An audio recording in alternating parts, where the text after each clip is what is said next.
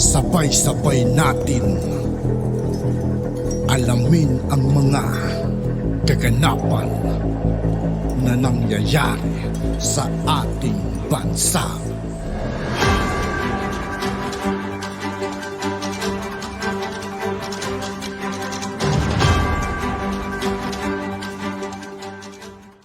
Yo, what's up mga kaibigan? This is I2K po again. Ngayon nandito naman ulit tayo sa channel ni Pinoy News TV. Dito naman ulit tayo magbibigay ng komento at reaksyon. Kaya samahan nyo ako guys. Let's go!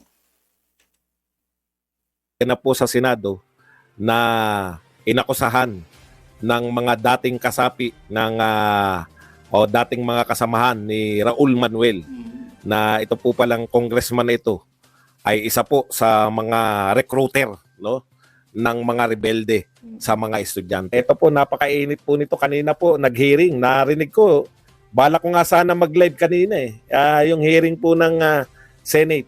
Naririnig ko po si Cardena na dati palang LFS din to si Cardena, no? Kaya alam niya yung sinasabi niya. Kilala niya to tong mga ang pinupunto ni Cardena, yung ano po, yung sa National Youth Commissioner. Talagang yung mga kasama niyang aktivista, sila talaga yung mga nagre-recruit ng mga rebelde, no? Tuloy-tuloy po yung recruitment ng mga rebelde sa mga paaralan. Yan po, lantad na. Tapos, may mga bisita po si Senator Bato. Ito po, nagngangalang Arian Jane, no? Ito po yung sinasabi ni Arian Jane. May mga kasamahan pa po ako na wala di. Ito. Simulan po natin. Ito po, Kabataan Senator Bato de la Rosa on Wednesday, ano po to, sa ABS-CBN na balita, vowed to investigate Kabataan Party List Representative Raul Manuel. No? Ito po ay pinapangako na iimbestigahan ni Senator Bato to si Representative Manuel dahil po sa pagiging allegedly ay miyembro ng Communist Party of the Philippines. Okay. Sabi po ng guest ni yung isa sa mga anong tawag doon? Resource person na nagngangalan Arian Jane Ramos. Siya po ay chairperson ng Gabriela Youth sa UP Mindanao. May mga kasamahan pa po ako na wala dito na they can attest na Raul Manuel is there. Yan. Ramos was among the resource person at the Senate Committee on Public Order and Dangerous Drugs hearing on alleged recruitment of students into communist organization.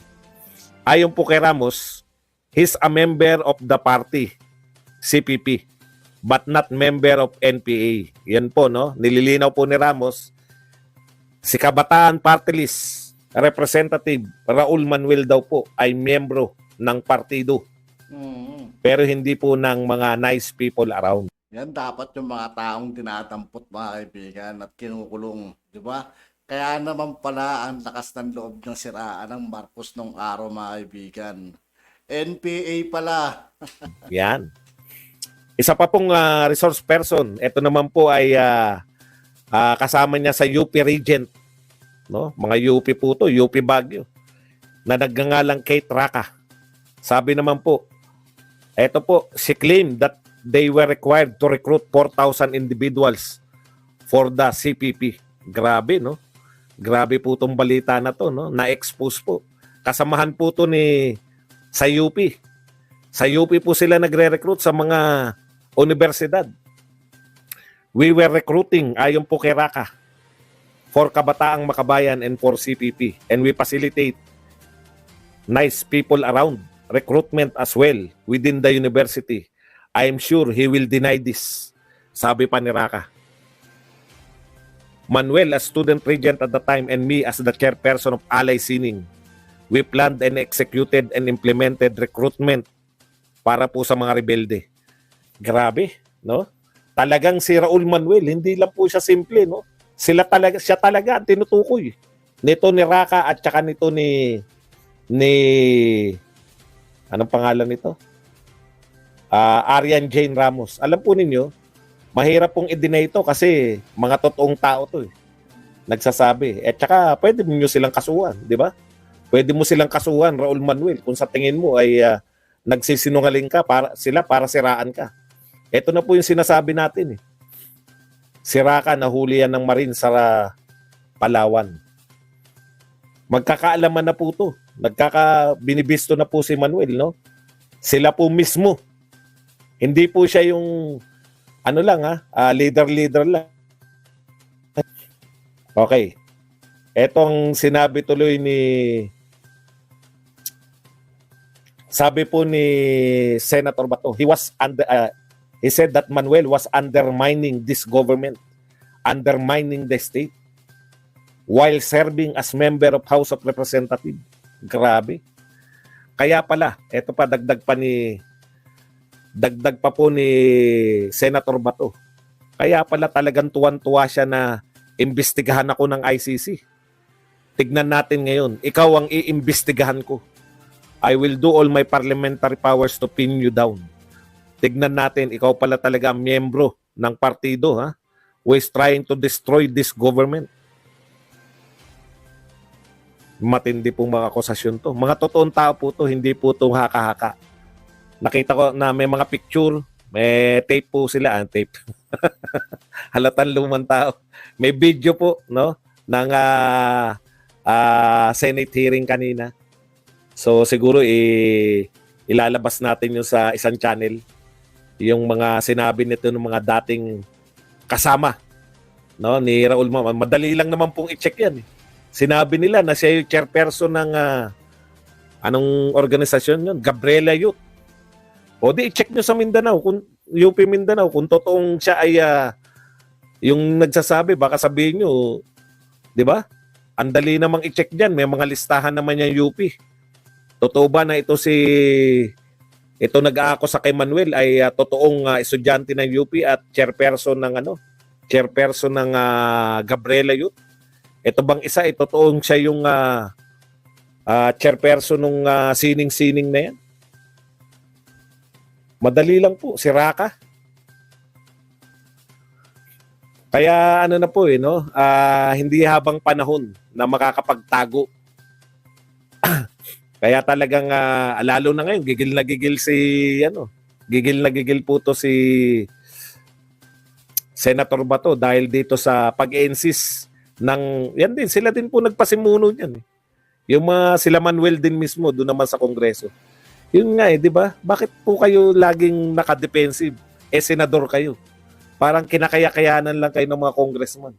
Pwede nyo naman palang gawin yan.